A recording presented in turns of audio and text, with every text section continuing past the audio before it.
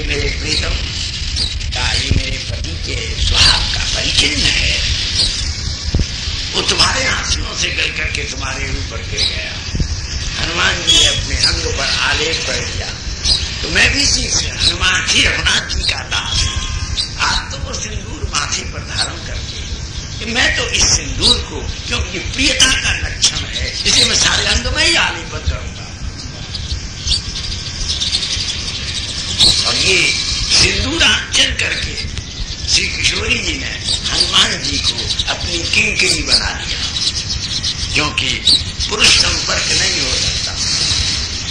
इसलिए श्री राधा रानी जब निकुंज में कोई जाता, श्रीमद् भागवत के पहले 9वें स्कंद में इस बात का वर्णन है कि शिव जी के विहार का एक कानन था, वो दूसरी भंगी से है। वहां जो भी पुरुष प्रवेश करता था वो स्त्री हो जाता था, लेकिन श्री किशोरी जी के धाम वृंदावन में और चित्रकूट में जो भी पुरुष जाता है उसका पुरुष भाव नष्ट होकर के जब तक किंकरी भाव का उदय नहीं होगा, निकुंज रस के आस्वादन का पात्र नहीं। और वो किंकरी भाव मिली स्थिति प्रिया जी ने हनुमान जी को प्रदान कर दी, हनुमान जी को अर्पण कर दिया। हनुमान जी कहा बैठो, देखो कथा जो है उसके लिए कुछ न कुछ कृतज्ञता का ज्ञापन जरूर होना चाहिए, ये परंपरा है। विद्वान लोग अपने घर के परिवार के काम में ले लेते हैं, और महात्मा लोग जो है वो अपने आश्रम के काम में, विद्यार्थियों के काम में, दूसरे लोक मंगल के कामों में, परोपकार में उनका उपयोग कर लेते हैं। लेकिन श्रोता का नैतिक कर्तव्य है कि जो निरंतर इस कथा सुधा धारा में स्नान किया है लोक मंगल के लक्ष्य से, जैसे बीच में उदाहरण के रूप में कहें, या संध्या के समय श्री रघुनाथ जी का दरबार है, सभी लोग अपनी अपनी पुष्पांजलि अर्पित करेंगे और करनी ही चाहिए, कथा की उपकृति के लिए, कथा की कीमत के लिए नहीं। परंतु करने के समय इस विवेक की बड़ी जरूरत है कि जिसको हम समर्पण कर रहे हैं उसके यहाँ उसका क्या उपयोग है। वेस्ट तो नहीं हो रहा, गरीबों के काम आए, विद्यार्थियों के काम आए, वृद्धाओं के काम आए, भगवान के ठाकुर जी की सेवा के काम में आए, और काम में हो। उपयोग क्या हो, उपयोग को दृष्टि में रख करके जो सेवा करते हैं वो विवेकी श्रोता है।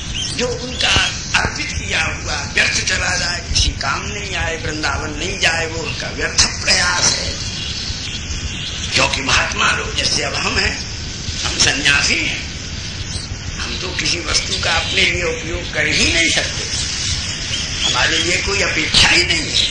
हम तो एक घर से 4 बैरवास और 4 पटका लेकर के अपना काम करते हैं। बाकी जो कुछ भी आप अर्पित करते हैं वो ईमानदारी से हम विद्यार्थियों के लिए, विद्यालय के लिए, ठाकुर जी के मंदिर के लिए और अपने आश्रम में रहने वाली गरीब वृद्धाओं के उपयोग में करते हैं। परंतु श्री किशोरी जी कह रही हैं कि कथा सुनने के बाद कुछ न कुछ उपकृति अवश्य में व्यक्त करनी ही चाहिए। और मुझे भी, तुमने मुझे राम कथा सुनाई, मैं तुम्हें बिना कुछ समर्पण किए नहीं रह सकता। हनुमान जी बोले, मैं नंगधड़ंग रहता हूं, एक पत्ताओं की लंगोटी पहने हुए, मैं ब्रह्मचारी, मैंने कोई पंडित की तरह कथा थोड़ी बांधी है। बोले नहीं, संत की तरह बांधी। किशोरी जी ने कहा तुम संत हो, पंडित को देना मनुष्य का अर्थ शुद्धि, विद्वान को देना धन की शुद्धि होगी, नहीं तो धन खा जाएगा। लेकिन संत को देना अपने और अपने पूर्व पुरुषों के मंगल का एक महान अनुष्ठान है, अपनी संपत्ति को कृतार्थ करना है। तुम संत हो, मैं तुमको वही दूंगी जो तुम्हारे सदा काम आएगी और जिसमें तुम्हारी बड़ी रुचि हो। बोले क्या दोगे? बोले बैठो, तुमने मुझको रघुनाथ जी की बाहरी कथाएं सुनाई, मैं अपने तुमको मैंने इसीलिए तुमको संदूर तुम्हारे अंग पर चढ़ाया है कि एक स्त्री पुरुष के साथ में खुल के बात नहीं कर सकती, पति भी बाथरूम में साथ नहीं जा सकता, सखी जा सकती। इसलिए हनुमान तुम रघुनाथ के किंकर हो, लेकिन मेरी किंकरी, मैं तुम्हें किंकरी वेश में कर दिया है, इसलिए मैं तुमको अपने नित्य विहार की मंगल कथा सुनाती तुम बैठो, क्योंकि वह रमणीय कथा मैं तुमको सुनाती तुम महर्षि वाल्मीकि को सुना देना, तभी महारामायण की रचना कर सकते। रामायण के आदि वक्ता, आदि गुरु श्री हनुमान। सबसे पहले राम कथा का राम मारुति के द्वारा, और उस समय हजारों कथाओं श्री किशोरी जी ने हनुमान को जयंत की कथा सुनाई। एक इंद्र के पुत्र का नाम है भगवती शची, इंद्राणी सती के, और इंद्र के एक बड़े महानुभाव पुत्र, दो भैया हैं। जयंत बड़े हैं, बड़े तत्वों के। देखो ये भी एक बड़ा प्रारंभ है कि कभी कभी बड़े बड़े लोगों की बुद्धि में विकार है। भैया वैद्य जब तुम्हें देखने आएगा घर में, अब ये तो अपना वो यंत्र लगाते हैं डॉक्टर, तो क्या कहते हैं हाँ, वो तो जब देखो तो उसे देखते हैं। और वैद्य जब आएगा तो नाड़ी देखेगा। आयुर्वेद के विज्ञान में नीचे से लेकर ऊपर तक का परिबोध नाड़ी के द्वारा, और वैद्य आशावान रहता है कि नाड़ी अपनी जगह पर ठीक रहे। तो नाड़ी अगर अपनी जगह ठीक है तो वैद्य शरीर को कोई खतरे में नहीं मानता। इसलिए हमारे यहाँ जगह जगह आयुर्वेद में इसी बात पर गौर किया गया है कि नाड़ी का ध्यान रखो, नाड़ी का। और जब कोई संत आते हैं तो घर में आकर के इन बेटियों को देखते हैं। अगर घर की नारी ठीक है तो इस घर को बिगाड़ने वाला कोई काल भी पैदा नहीं हो सकता। नारी में विकार आया तो शरीर चला जाए, और बंधुओं इस नारी में विकार आया तो खानदान बिना डूबे नहीं रहेगा, वो नष्ट हो। महाराज जब देखो तो बड़ी चिंता होती है। आप लोगों को तो यहाँ थोड़ी दूर है प्यास, फिर भी यहाँ तक पानी आ सकता है। हमारे जमुना जी हमारे मकान में ज्ञान कुंजी में महाराज पिछली बार जब पानी था तो 14 फुट पानी था मकान में सारा। हम लोग नाक पर लेट करके और उस ऊपर के सरदर से घिसते हुए बड़ी मुश्किल से बड़े डरते हुए बाहर निकले। 2 मिनट और रह जाते फिर हमारी बहुत बड़ी लाइब्रेरी या 14 ढकेल के 7 ढकेल के साथ हमको यमुना जी में फेंक नदी का किनारा। ज्ञान गुंजी में था पानी पानी, रघुनाथ जी का सारा मंदिर पानी में डूब जाता है। अब तो बहुत नहर निकल गई यमुना में, पानी ही नहीं है। तुम्हारा नदी में अगर फ्लड आ गया तो शहर की खैर नहीं है। सारा वृंदावन घर की हवेली राधा रमण जी के मंदिर के आगे नाव चलती 1924 में। हमारा घर का जो आंगन पुरानी हवेली उसका कूड़ा के ऊपर पानी लबालब आंगन लगा, बड़ा मुश्किल। हम छोटे थे तो, लेकिन नदी बिगड़ी तो नगर नहीं, नारी बिगड़ी तो शरीर नहीं, और नारी बिगड़ी तो घर नहीं, और बुद्धि बिगड़ी तो जीव नहीं।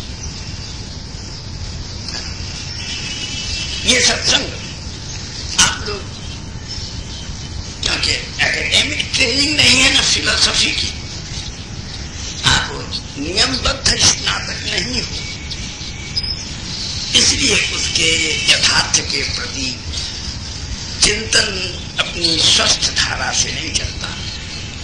नहीं तो जब जो बेटी आती है, मैया आती है, अब हमारा तो भाग्य है ना, किसी बाप आजकल तो महाराज कंट्रोल 2 लड़के 1 लड़की, 2 लड़की 1 लड़का, बंदिश हो, और हमारे ऊपर थोड़ी कंट्रोल हो सकता है। हमारी तो हजारों लड़कियां और हमारे हजारों लड़के, तो शरीर में बूढ़े होकर के भी एक आचार्य करती, पर महात्मा होने के नाते हमारे पुत्र बताइए, हम इसकी माथे पार हमारी बेटी। तो अब ये अनैतिक बात है कि माँ कहते बेटी कहते, अगर कोई अपनी दृष्टि का, अब इस पर क्यों साहब ये लाली आपकी कौन है, हम कह जा रहे हमारी पोती है, हमारी बेटी, पोती भी नहीं, हमारी पौत्री है, नहीं हो ही सकता, नहीं हो सकता है, तुम्हारे घर का कर,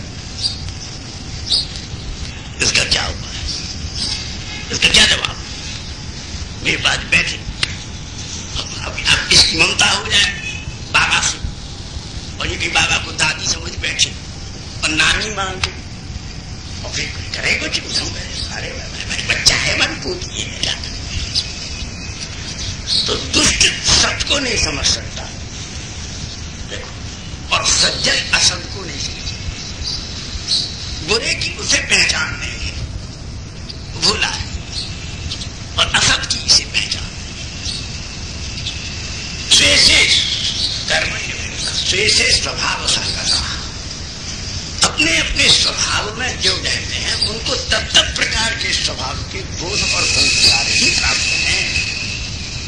सतगुरु तुम्हारा ये जो कथा हो रही है, कल एक शुगर कैंप लगाया, अरे भाई भगवान कृपा है, लक्ष्मी जी का तो निवास है ही है, लेकिन बड़ी भारी बात है कि नारायण का भी आवास है, और लक्ष्मी सती है, बिना पति के घर में लक्ष्मी नहीं ठहरती, भागने की रास्ता खोजती है, और जिनके घर में नारायण बस जाते हैं, निकालने पर भी लक्ष्मी निकलती नहीं है, नारायण।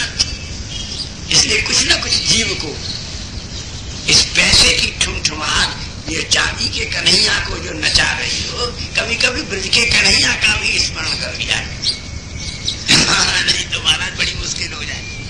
इस कन्हैया की चाल टेढ़ी है, उससे नहीं, इसकी चाल को वो कन्हैया ठीक रख सकता है।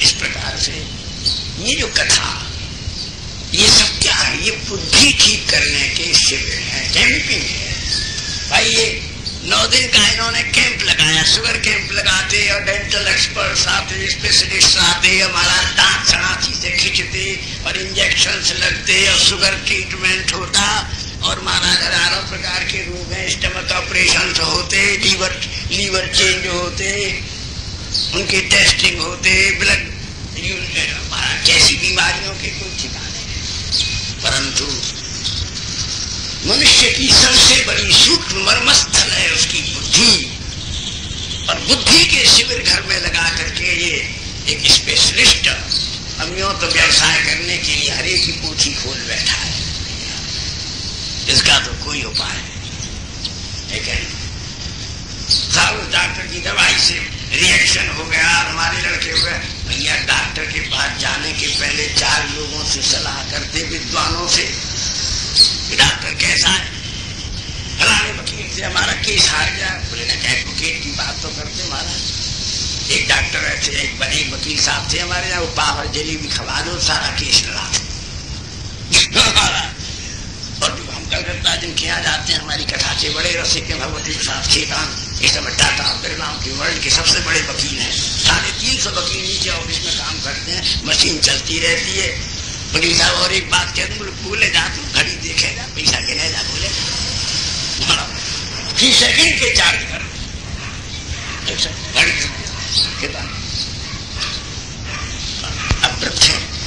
कथा के। हमने कहा वकील साहब आप कथा में आते हो, बोले घड़ी नहीं लाते, हम कहाँ से पेमेंट करेंगे इतना, बोले यहाँ मैं 1-1 सेकंड का पे करूंगा, वहां 1-1 सेकंड का पेमेंट किया।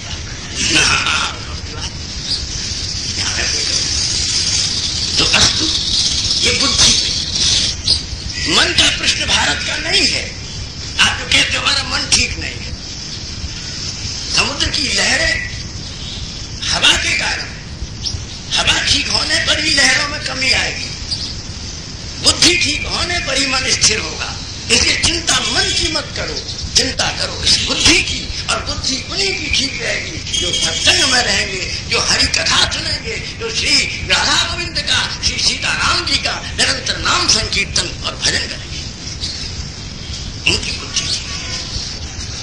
इसलिए बंधु, और फिर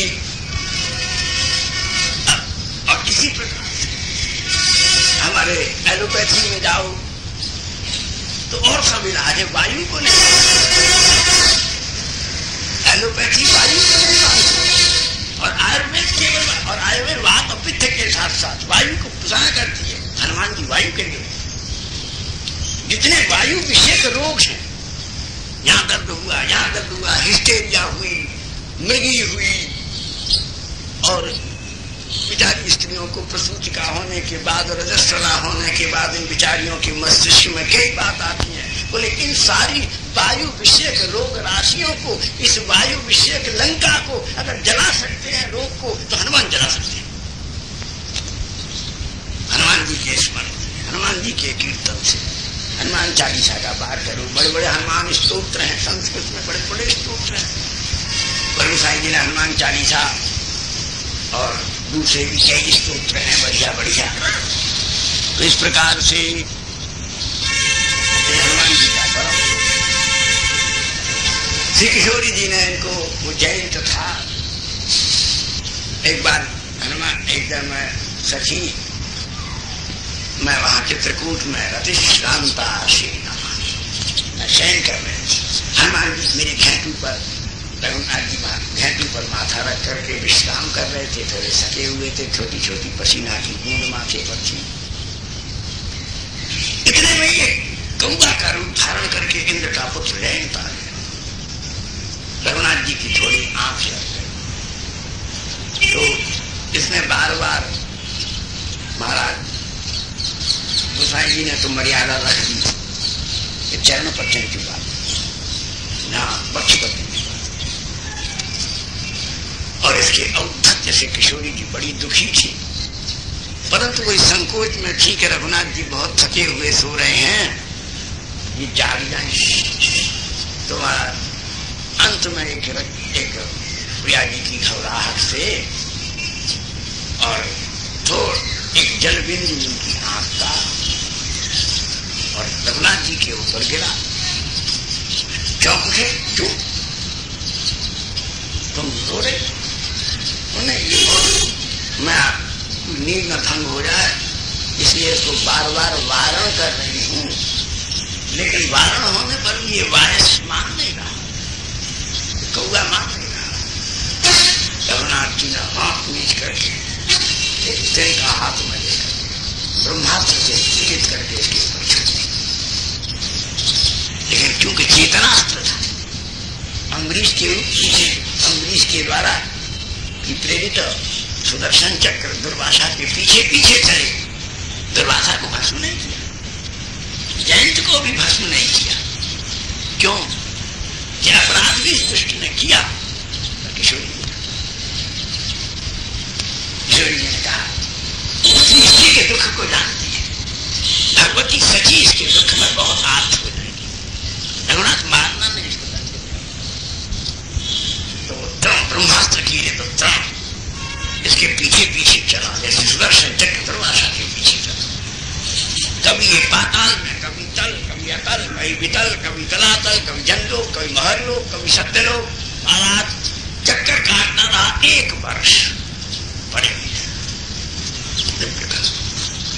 और इस तरण में उन्होंने उसका पीछा नहीं छोड़ा। तब नारद जी मिले, मूर्ख, ये शिव जी के पास गया, ब्रह्मा जी के पास गया, इंद्र के पास गया, अपनी मैया के पास गया, मैया तुम बताओ, निकल जाता है स्वर्ग से।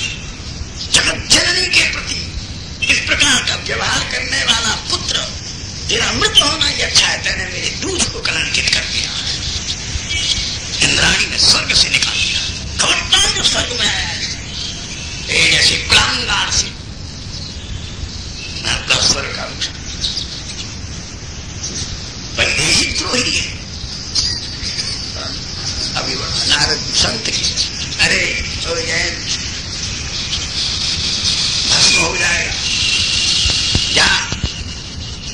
पहुंचाने वाला त्रिलोकी में कोई नहीं है। जिन किशोरी जी का अपराध किया उन्हीं की शरणागत हो जाओ। तब ये त्राहिमाम करके प्यारी के चरणों में प्यारी ने कहा जो वो दर्द है देव देखो तुलना कर दी। हनुमान जी को समझा दिया कि वेद पाठी होने पर, ब्राह्मण होने पर भी और राक्षस होने पर भी उसने कभी ऐसी हरकत नहीं की और देव पुत्र होकर के ऐसी हरकत करी।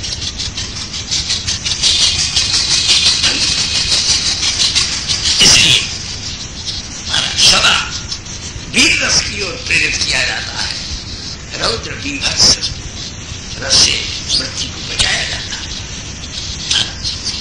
तो इस प्रकार बहुत कथा बड़ी बड़ी उनको प्रकट अंतरंग विहार की कथा तो वृंदावन की रणवेदी में होती है, चित्राकूट के कामारी वन में होती है।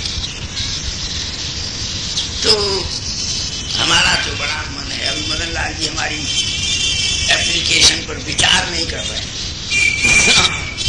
हमने अप्लाई तो कर रखा है कि एक बार चलें, यहाँ से अयोध्या चलें, चित्रकूट चलें, चित्रकूट से फिर बैजनाथ धाम चलें, प्रयाग काशी होते हुए श्री जगन्नाथ जी चलें, नवद्वीप चलें। अब पता नहीं, अब तो आज तो है, कल का तो अभी तो हमारी एप्लीकेशन अंडर फाइल कंसिडरेशन है। तो सब भक्त लोग हमसे कहते हैं हम इनकी दरभा उसको बड़े दफ्तर में भेज देते हैं, खाली रिकमेंड कर देते हैं, रिकमेंडेशन के साथ में उनको वहां भेज देते हैं। तो इस प्रकार से चित्रकूट में बैठ करके रघुनाथ का था। तो इस प्रकार से हनुमान जी महाराज बड़े प्रसन्न हो गए। बोले मैया आपने मुझको सुंदर रघुनाथ जी के मंगल विहार की कथा और मुझे अपनी अंतरंग किंकरी का भाव दे दिया। अब मैं आपको कुछ भेंट करना चाहता हूं। अरे बोले तुम मैं फिर तुम मुझे दोगे और फिर मैं तुम्हें? बोले मैं इस समय ऐसी कथा वो क्या आप मुंह में से निकाल करके और श्री रघुनाथ जी की अंगूठी, क्योंकि हनुमान जी के पास न तो कोई थैला था न कोई पॉकेट था, उस अंगूठी को मुख में रख करके लिया, उस अंगूठी को निकाल करके कहा ज्ञान के रूप में हे किशोरी आपकी अंगूठी को स्वीकार कर। जो देखा पिया अत्यंत पुलकित प्रसन्न हो गई, ये तो श्री राम की अंगूठी है। बोले मैं आपको प्रसंग बतला दूं जिससे आपके मन में कोई आशंका न रह जाए। आपको याद है ना ये अंगूठी रघुनाथ जी ने आपको कब दी थी? बोले मैं सुनाता हूं। क्योंकि आप किसी इतने से कोई आपको समर्पण करता है तो रघुनाथ जी कहते थे कि आपका स्वभाव और तो कोई और तो कहेगा 100 ले जा, अगले 1000 रुपया ले जा भैया, तू पिंड तो छोड़ जा। तुम तब तक चैन नहीं लेती हो किशोरी जब तक तुम्हारे पति को अगर कोई अपराधी भूल से भी प्रणाम कर दे तो तुम उसके खाली हृदय में अपने पति रघुनाथ का दान कर दे। किसी के हृदय में जो भगवान का प्रवेश है बंधु, किसी के बुद्धि में जो ठाकुर जी की स्मृति है, ये किशोरी जी का प्रसाद। जीव का बौद्धिक क्षमता नहीं हो सकता, ये अपनी क्षमता से संभव नहीं है, ये प्यार का प्रसाद। इसलिए उस निषादना उस मल्लाह ने श्रृंगवेरपुर में आपको नौका के पार उतारा था तो आपका बड़ा अनुग्रह था, ये अंगूठी दे दी। उसने ली नहीं, आपको लौटाना उचित नहीं समझा तो रघुनाथ जी ने उस मुद्रिका को जो विवाह के समय महाराज रघुनाथ जी ने ही आपको पहनाई थी और बहुत विशाल राजभोग को देने के लिए आपने रघुनाथ जी को दे दी। और वो उसने ली नहीं तो पुनः रघुनाथ जी ने आपके समुखी को धारण करके आज अभिज्ञान के रूप में आपके पास भेजी। श्री किशोरी बड़े प्रिया जी, आप बहुत दिल की दुखी हैं, मैं आपको अधिक परेशान नहीं करता। इस मुद्रिका के रूप में जो रघुनाथ जी की मधुर मधुर स्मृति, विहार स्मृति और इनके ध्यान से जो आपको आनंद हो रहा है, मैं उसमें बाधा नहीं घेरता। आप मुझे आज्ञा दीजिए, बड़ी जोर की भूख लग रही है, क्योंकि मैंने प्रतिज्ञा की थी कि जब तक आपका दर्शन नहीं कर लूंगा, आहार नहीं करूंगा, जलपान नहीं करूंगा। अब ये लटकते हुए जो अंगूर के गुच्छे, अब पके हुए दशहरी और लंगड़ा आम, और ये बड़े बड़े बढ़िया लाल लाल कश्मीर के सेब और महाराज काबुल का सरदार बगी सरदार महाराज जो बड़े बड़े फल लगे हुए हैं, भैया आप मुझे आज्ञा दो जो मैं आपको भोग लगा करके और मैं इनको खाऊं, मैं अपनी क्षुधा पेट की मिटाऊं, आप मुद्रिका का आस्वादन करके मन की व्यथा। क्योंकि और इस प्रकार से किशोर जी ने कहा ठीक है, पर भैया ये बड़े बड़े भयंकर यहाँ के रक्षक हैं, माली हैं, कैसे करूंगे? अरे मेरे मैं तो केवल एक रघुनाथ से डरता हूँ, बाकी भैया ये सब क्या है, पक्षी मच्छर हैं सबरे। मैं आपको अपना स्वरूप दिखाऊंगा, आज्ञा दो तो आपके मन की शंका मिट जाए। बात्सल्य बहुत क्यों है बेटा, तू कैसे करेगा, कैसे जाएगा? काका मैं ध्यान रखी, काका चाहे पिताजी से कितना भी ज्यादा बुद्धिमान है, ये बीए पास है, उसने पीएचडी की है, लेकिन फिर भी काका तेन समझ नहीं है, मेरी गल ध्यान देना सुन, मैं तेन दस देना है।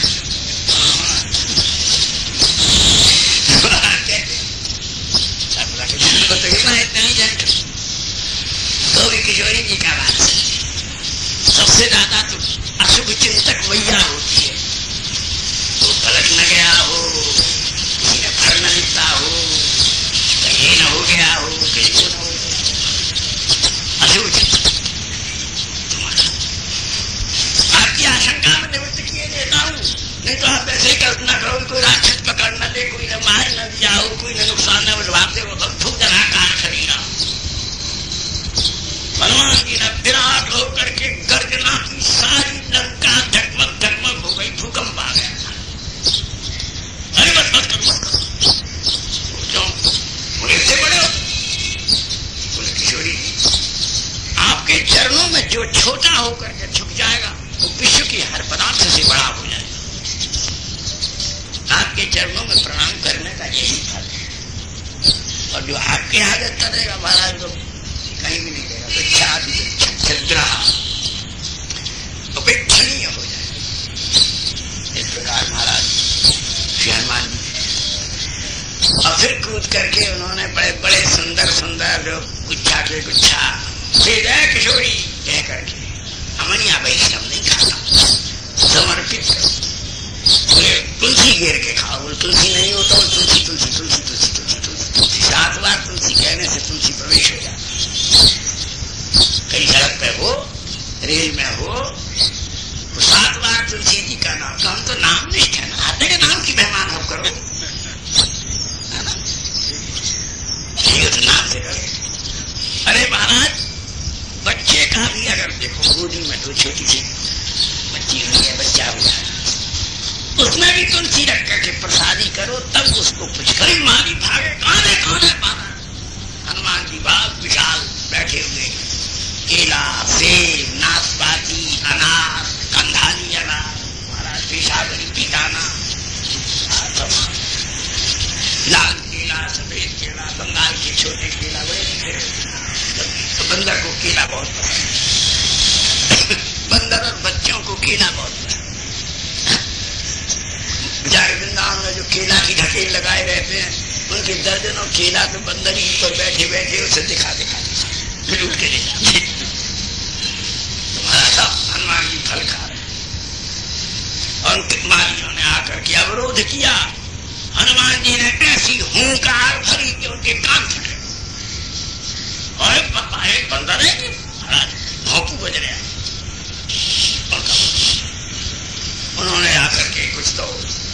के बारे भाग गए। कुछ सामने आए, उन्होंने एक बहुत बड़ा सहन वृक्ष मुंह से उठा करके अब फेंका तो उनके पत्तों में और टहनियों के नीचे दब गए। हनुमान जी गरीब को, निरीह को और कमजोर को नहीं मारते, वो पत्ताओं के नीचे फड़फड़ाते रहे। अरे इसे उठा के निकाल तो सही, मरे जा रही है। बोले तुम्हारे साथी आके देखा, तुमने यहाँ अपराध किया है किशोरी। फिर महाराज रावण ने 80,000 किंकर भेजे। 80,000 किंकर जब बारह ने जाकर तो राक्षसों ने कहा महाराज ऐसा भयंकर मोटा बंदर आया, आपकी परम प्यारी नंदन और चैत्यवन से भी अधिक सुंदर अशोक वाटिका को उजाड़ दिया है।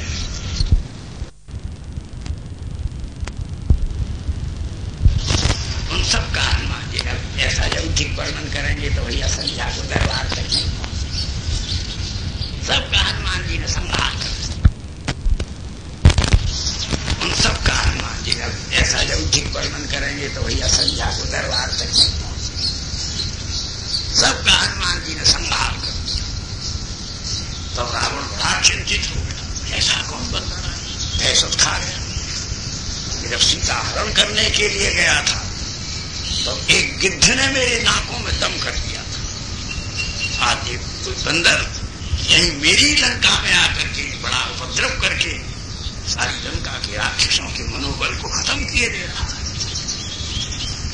महाराज उन्होंने अपने महान बलि पुत्र जो मेघनाथ से छोटा, मेघनाथ के बाद इसका दूसरा नंबर है, बड़ा रूपवान, ये सुंदर बहुत, अति सुंदर और 18 वर्ष बड़ा पराक्रम, और इसने इसको दिया जाओ अक्षय कुमार तुम इस बंदर को पकड़ करके लाओ, और जीवित पकड़ा ही नहीं आए तो इसको मृत को ले आना, इसको बंदी करके लाओ। अक्षय कुमार अपने रथ के ऊपर बैठ करके बहुत बड़ी राक्षसी सेना लेकर के गए।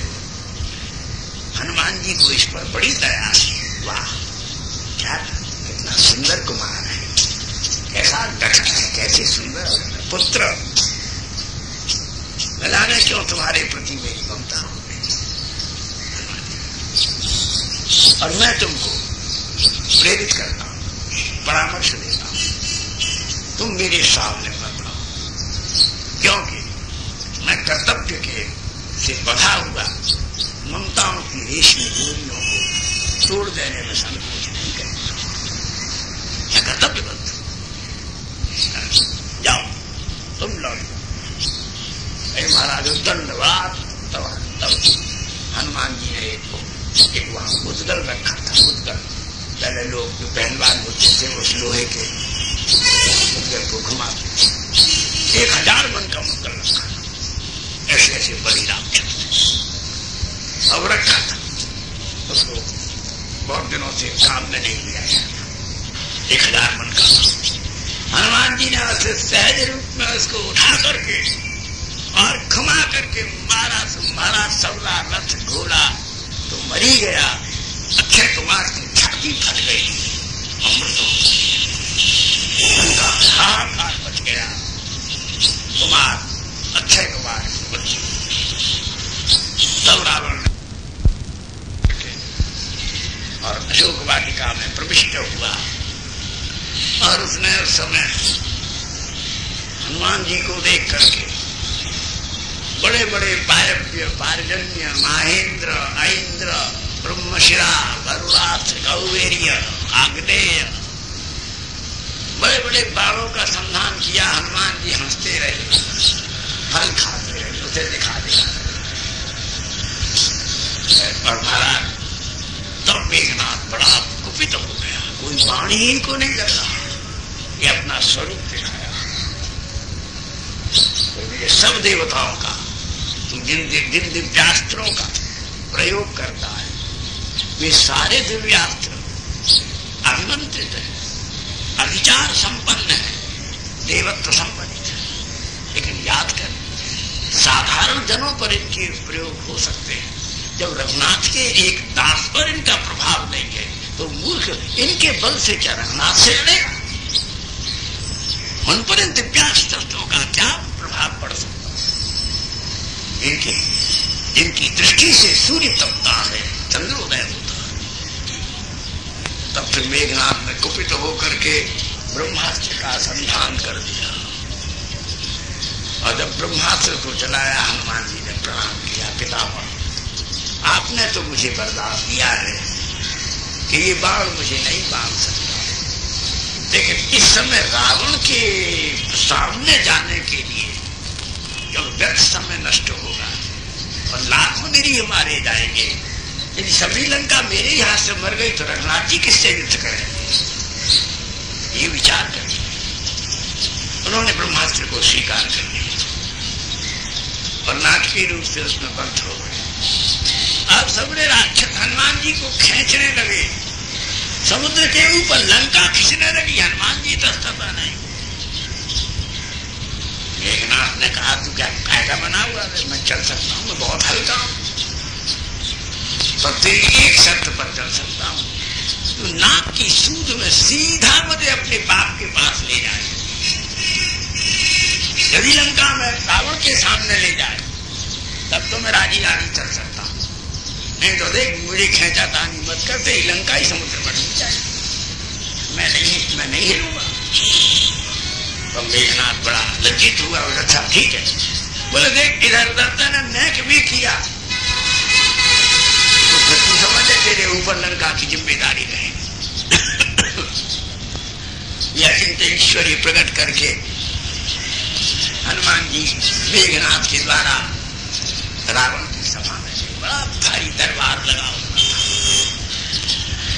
दशानन 10 दिन के मुक्ति 20 जिसकी भुजा थी, दशानन दशग्रीव पार्श्व में विभीषण बैठे हुए थे, प्रहस्त और दूसरे बड़े बड़े असुर सब बैठे हुए थे। हनुमान जी ने सभा में प्रवेश किया। एक दृष्टि से रावण देख रहा था, बड़ा विचित्र बंधन, ऐसा विचित्र बंधन तो कभी नहीं देखा। इसके ऊपर तो कोई शस्त्र का प्रयोग हो नहीं सकता। उसने यह भी ध्यान से देखा कि ब्रह्मास्त्र ने इसको बांधा नहीं है, इसने कौतुकवशात ब्रह्मास्त्र को मेरे सामने आने का निमित्त बना।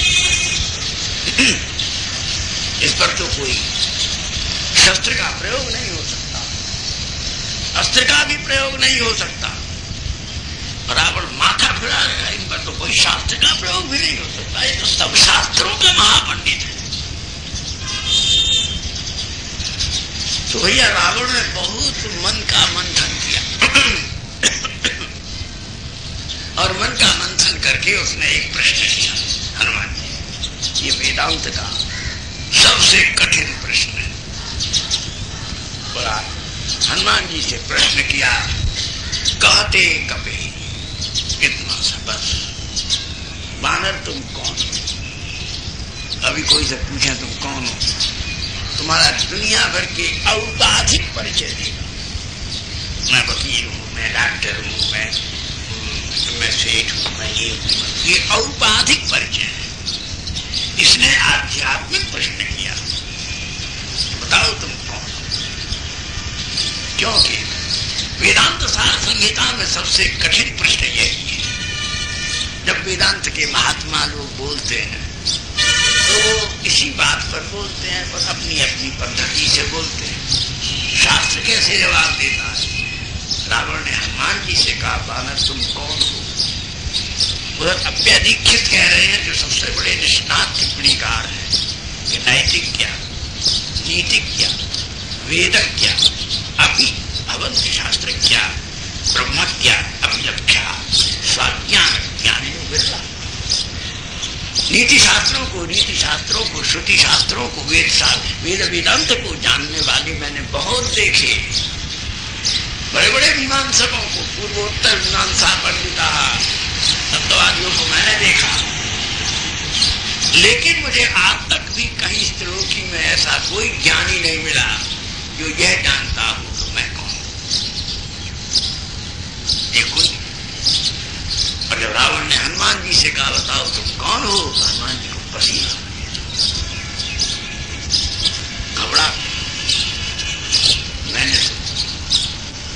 गाली ही नहीं दिया। रावण से बड़ा मार्मिक प्रश्न किया।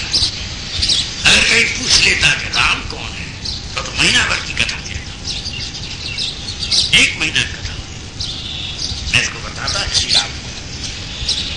मेरी बात पूछी कि मैं कौन हूं।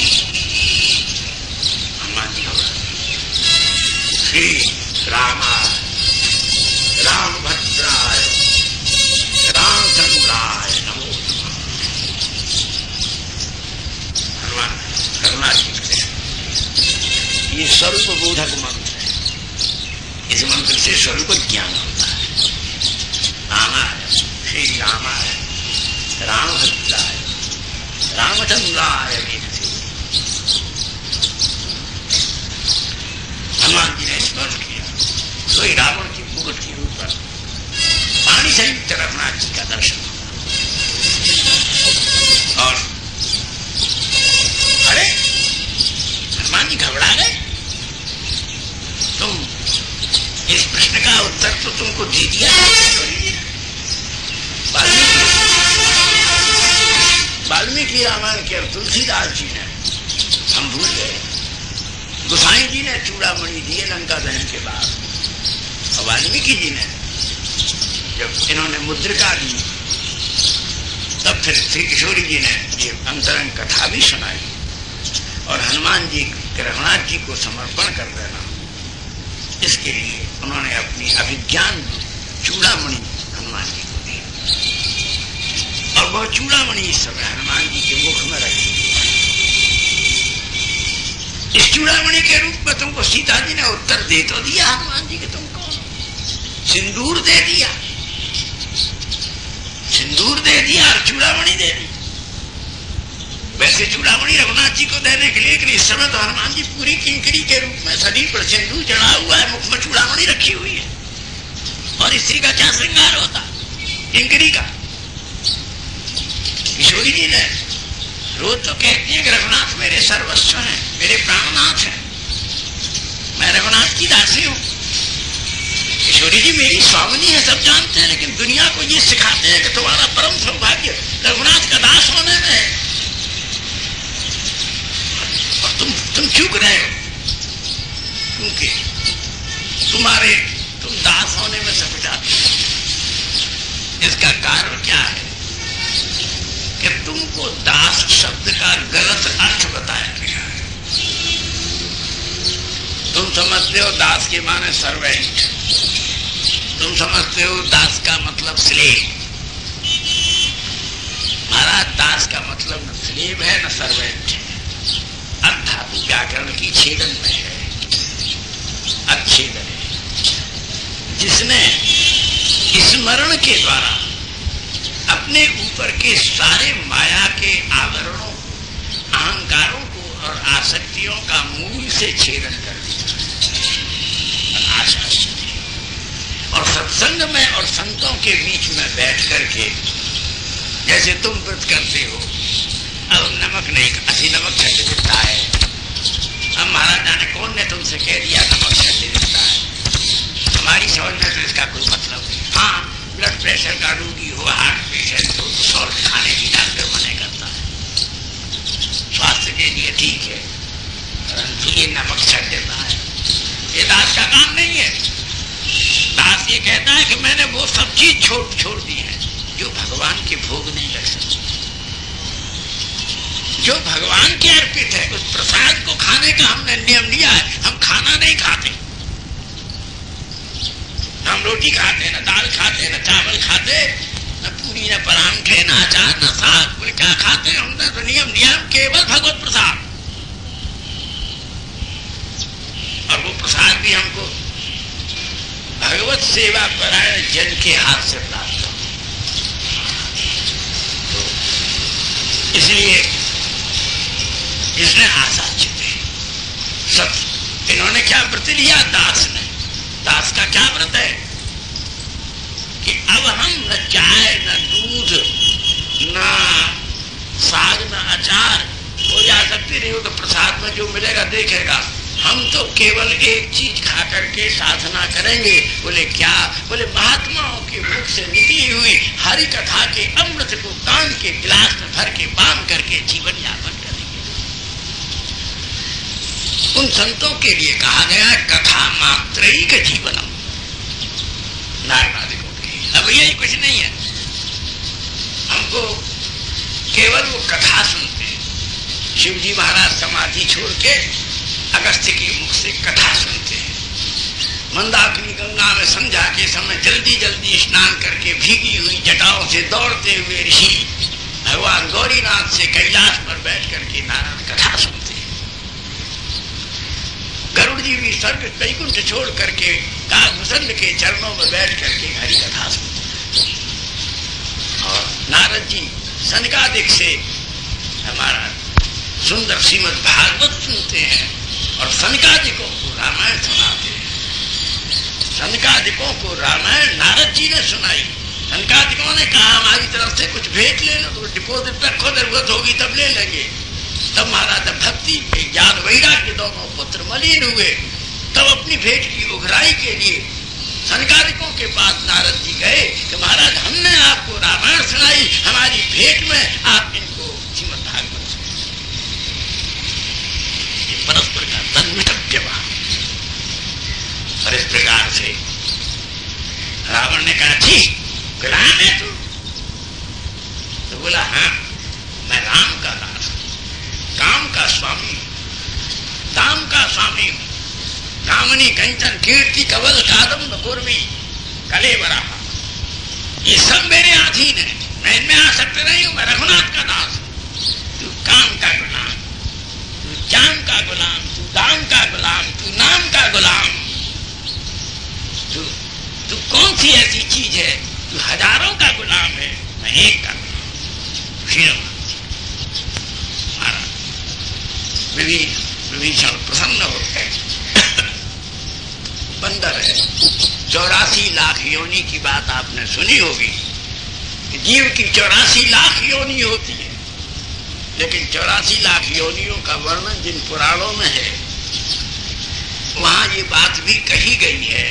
इन 84 लाख योनियों में सबसे निकृष्ट काया बंदर की है, सबसे अपवित्र, सबसे निकृष्ट और सबसे दुष्ट ये बंदर का शरीर। हनुमान जी बंदर के शरीर में आए हैं, किसके लिए? विभीषण के लिए। वैसे तो जहां भी हनुमान जी के रूप का वर्णन है, देवता भी इनकी सुंदरता पर मुक्त होते हैं। देवोत्तम सुंदर वानर पुंगव, बड़े तेजस्वी, बहुत रूपवान, बहुत गुणाख्य, लेकिन लंका में विभीषण के लिए बंदर बन के आए। क्यों? देख विभीषण कह रहा है कि बंदर को व्यभिचारी होना चाहिए, उद्धत काम, ये ब्रह्मचारी, उसे मूर्ख होना चाहिए, ये महाविद्वान, वो कृतज्ञ होना चाहिए, बंदर ये कृतज्ञ। उसको बदरिया मर जाए तो पेट से ही चुपकाए रहती है, मुंह में भीषण, ये निर्मोह महाराज, वो अत्यंत मूर्ख, छोटे मुंह की हड़िया में हाथ घेर देता है। चावल रख के बिहार के खेतों में, पान की खेती बहुत होती है बिहार में, गाड़ी बंदर में पहुंच जाता है, तोड़ता है, पान बड़ा कोमल होता है। तो महाराज वो क्या करते हैं कि छोटे मुंह की हड़िया वहां मेड़ पर लगा देते हैं, उनमें थोड़ा थोड़ा थोड़ा थोड़ा धान भरते हैं।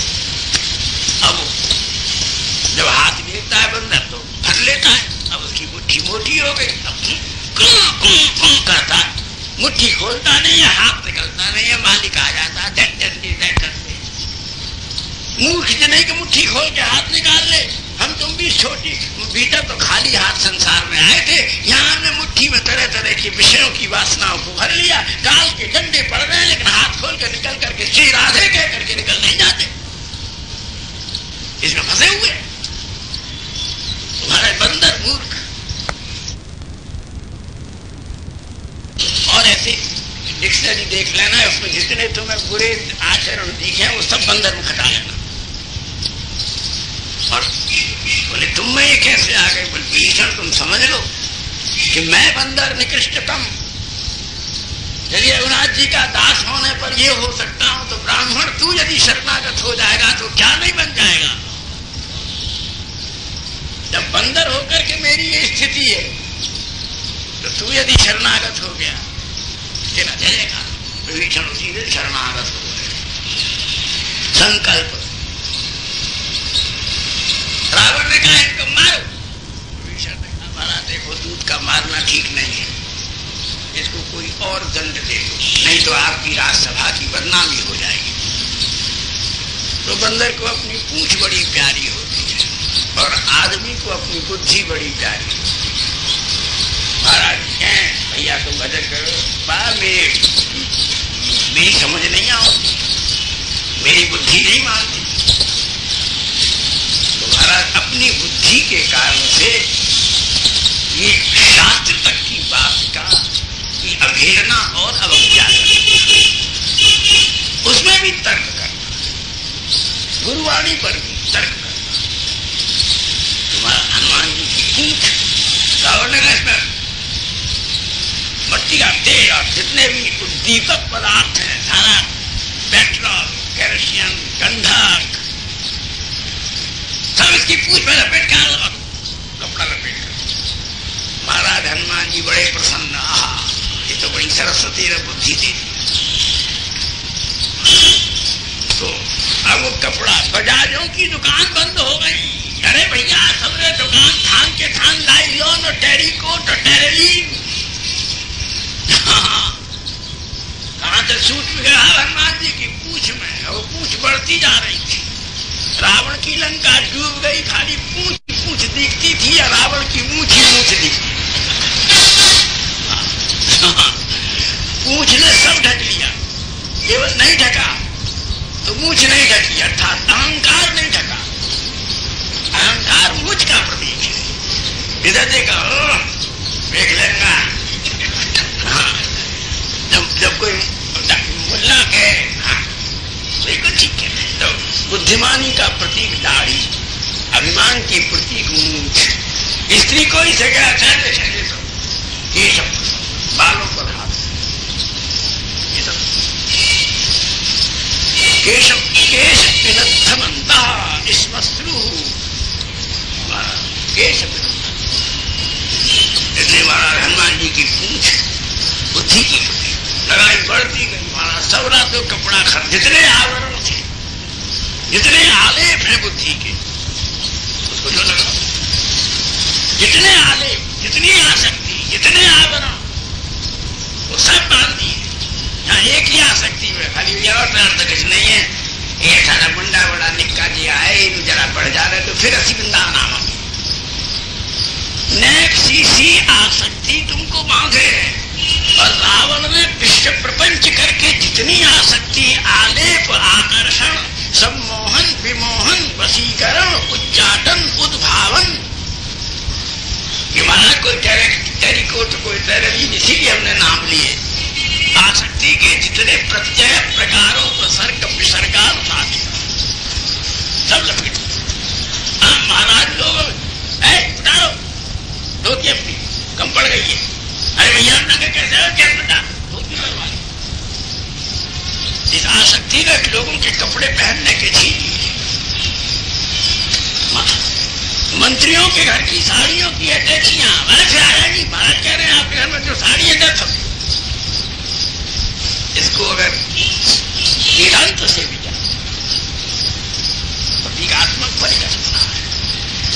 सबके जो इनमें सबरी लज्जा, संकोच, कुलीनता, शालीनता, धर्म, मनुष्यता, नैतिकता, जितने भी जिनके पास में अपने को ढकने के जितने भी आवरण थे, इन्होंने बेहया, निर्लज्ज होकर के, निष्ठुर और निर्मम होकर के, असहायों की उन संपूर्ण लज्जा ढकने वाले परिधानों का कर्षण करके हनुमान की पूंछ में लपेट दिए। अब आप सावरण हनुमान। अब फिर महाराज अब आज तेल की, महाराज वैसे तेल पर कंट्रोल है, बड़ा कीमती है।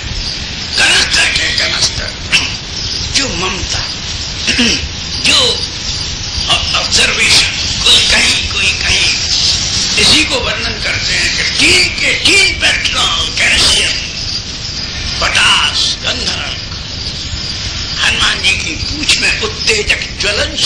जितने पदार्थ हैं, दाहक, सब दाहक पदार्थ, काम, क्रोध, लोभ, मोह, मद, मात्सर्य, अहंकार, आसक्ति, तीन आसक्तियां हो रही थी। हनुमान जी झूम रहे थे। त्रेता दौड़ी गई किशोरी, हनुमान जी की पूंछ में आग लगाई जा रही। मनुष्य की बुद्धि में विकार आ गया तो सर्वस्व नाश। हनुमान जी की पूंछ की आग से बंदर को बड़ी पीड़ा और किशोरी जी ने उसी समय अपनी कृपा को प्रकट किया। जाओ मदनुकंपा, हनुमान जी की पूंछ में लिपट जाओ, हनुमान जी को ताप न लगे, संपूर्ण ताप बाहर निकल जाए। ऐसे ही सारी राक्षसी वृत्तियां, संसार के सबरे अहंकार और आसक्तियों के तेल और आवरण आपकी बुद्धि के ऊपर कामनी और कंचन के अनेक आकर्षणों का आलेपन करें, लेकिन शरणागत होकर के जब किशोरी की कृपा बुद्धि से लिपट जाएगी तो कामादिकों के द्वारा तुम्हें ताप नहीं पहुंचेगा। ये विश्व ब्रह्मांड ही जल करके भस्म हो जाएगा। लंका का दहन हो जाए। लंका दहन वेदांत की बड़ी संगोपांग स्थिति है। संग रूप रखते न परिचिता, यहाँ समय नहीं। हनुमान जी की पूंछ में आग लगा दी। हनुमान जी बड़े प्रसन्न हुए। अरे बोले बंदर को डुंडुबी बजा के बोले महाराज उसके कंठ में बड़ी कड़वी वाणी थी, तो जिनके कंठ में कड़वी वाणी है संत का शब्द उस कड़वाहट को जला दिया। कंठ में महाराज मेडिकल पेंट हो जाता है। एक राक्षस जो था वो जीभ बाहर निकाल रखा, ऐसा बंदा हनुमान जी ने उसकी पूंछ से उसकी जीभ जला दी। बोले जो भी कुछ तू संत की निंदा, इस आक्षेप इस जीव का कारण है, इसलिए इसके केंद्र के असत पक्ष को हनुमान जी ने जला दिया। महाराज कोई की खिड़की खुली थी, उसमें पूंछ भीतर गई, उन पदार्थों को भस्म कर दिया जिसके उत्पन्न अभिमान ने तुमको रघुनाथ के शरणागत होने से रोक लिया है। उस असत का नाम। अब ऐसे रूपक कहेंगे तो महाराज को लंका दहन बड़ा लंबा चौड़ा प्रसंग है। सौरी लंका के शिखर, राजद्वार, गोपुरम, सिंहद्वार सब जल करके अट्टालिकाएं, अस्त्रशाला, अस्त्रशाला सब जल करके भस्म हो गई। हाहाकार मच गया लंका। तब हनुमान जी ने महाकाल का बंधन खोल दिया। वो उल्टे लटक रहे थे। 8 ग्रहों को अपनी पूंछ की आग से उनकी हथकड़ी बेड़ियों को जला करके महाराज 8 नवग्रह जो है वो जा रहे शनिचर देवता रूप में। बोले हनुमान जी मेरी दृष्टि बड़ी क्रूर है और आपने मुझको इस बंधन से खोला है। मैं आपको वचन देता हूं कि जो आपका स्मरण करेंगे उनको वो शनिचर की दृष्टि से कोई है। जिनको 7.5 हो शनिचर की दृष्टि हो तो महाराज तो बोले तुम कहो तो मैं लंका पर दृष्टि कर दूं, काली कर दूं उसको भी। मैंने तो इसमें आग थोड़ी लगाई है। शनिचर देवता, सोने को आग में उतारा जाता है कुंदन बनाने के लिए। ये लंका विभीषण को रघुनाथ जी देंगे तो किसी लंका को देंगे तो रघुनाथ जी की शोभा थोड़ी होगी। इसलिए मैंने पूंछ में जला करके सोने की लंका को कुंदन की लंका कर दिया है। अब ये कुंदन की लंका है, इसमें कोई मिक्सचर नहीं, कोई असत प्रभाव नहीं है।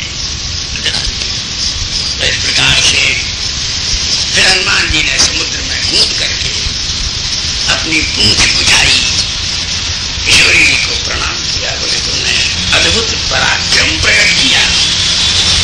तो किशोरी समझती हनुमान जी गर्वी बाणी बोले ना ना ना ना ना ऐसा नहीं कहो, मैंने पराक्रम प्रकट नहीं किया। ये उद्धतता नहीं कर सकता था। दूत को अपने स्वामी के पराक्रम का बोध शत्रु को कराना चाहिए, इसलिए मैंने रघुनाथ व्यास की शक्ति से रावण को रघुनाथ के पराक्रम की चेतावनी दी है कि दास का इतना बल है, जो मरता है जाकर के बिना मौत, शरणागत हो जा। चले महाराज किशोरी जी ने आशीर्वाद दिया। फिर हनुमान जी, संसार के सब लोग मेरा आशीर्वाद सुन लें। कलयुग में सीताराम की उपासना करने की कोई जरूरत नहीं है। जो हनुमान का पूजन करेंगे, सीताराम की कृपा उन पर बरस जाएगी। तुम सर्वदा सर्वलोक वंद्य देवत्व से युक्त पृथ्वी के ऊपर विराजो, राम कथा का प्रचार। तब हनुमान जी महाराज वहां देख सबरे बंदर एक पैर से खड़े थे, भूखे प्यासे। हनुमान जी वहां प्रकट हुए और हनुमान जी ने वहां जब सब बंदरों को बड़ा आश्वासन हुआ, बैठ करके इन्होंने लंका का सारा संवाद सुनाया। और सारा संवाद सुना करके अंगदा जी ने कहा कि हमको बड़ी भूख लगी है, कुछ भोजन चाहिए। तो मामा दधिमुख थे, हमारा साला था सुग्रीव का दधिमुख। उसका एक बड़ा सुंदर बगीचा था, उसमें पेड़ों के ऊपर मधुमक्खियों की बहुत छत्ता थी। सुग्रीव ने, अंगद ने कहा कि मैं युवराज हूं, मैं और किसी का तो नुकसान नहीं करना चाहिए। मामा